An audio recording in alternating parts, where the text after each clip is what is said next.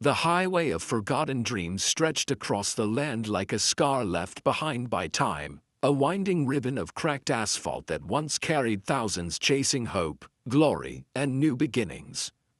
Now it lay mostly silent, except for the occasional whisper of wind that danced through broken billboards and abandoned motels. Travelers rarely came this way anymore. Only those who had lost something, or were searching for something they could not name, still found their feet or wheels drawn to it. Elias Ward was one of them. He drove an old blue Chevy, a truck held together by stubbornness and memories, its engine humming like an aging storyteller reluctant to fall silent. Elias wasn't running from the law, or an enemy, or even a mistake. He was running from the weight of a dream that slipped through his fingers before he could realize it was fading. Once he had been a musician, a rising name in the small bars and roadside stages of the Midwest. People used to listen, people used to sing along, and then the world changed. Music changed, audiences changed. He wasn't sure when the applause had turned into quiet rooms and half-interested glances. But he felt the shift in his bones, and so he drove. The sun was setting when he pulled into the forgotten town of Rainer's Cross.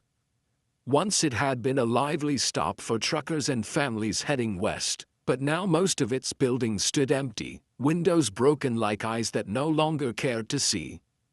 A neon sign outside an old diner flickered weakly, its buzzing glow the only sign of life. Elias parked the truck, stepped out, and breathed in the desert air. It smelled of dust, old promises, and the strange comfort of isolation. Inside, the diner looked as though it had been frozen in time. Chrome stools, checkered floor, faded photos of smiling travelers taped to the wall. Behind the counter stood a woman in her late 30s wiping a mug with a towel. She looked up, surprised but not startled. "Didn't expect a customer today," she said, her voice carrying the tired warmth of someone who had lived too many days exactly like this one.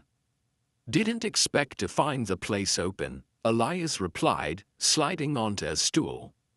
"It barely is." She set the mug aside. "Coffee, if it's fresh." "It's not," she said. "But it's warm," he chuckled. "I'll take it." As she poured, Elias noticed a guitar leaning against the wall behind the counter. It was dusty, strings probably rusted, but he recognized the shape instantly. He kept his eyes on it a moment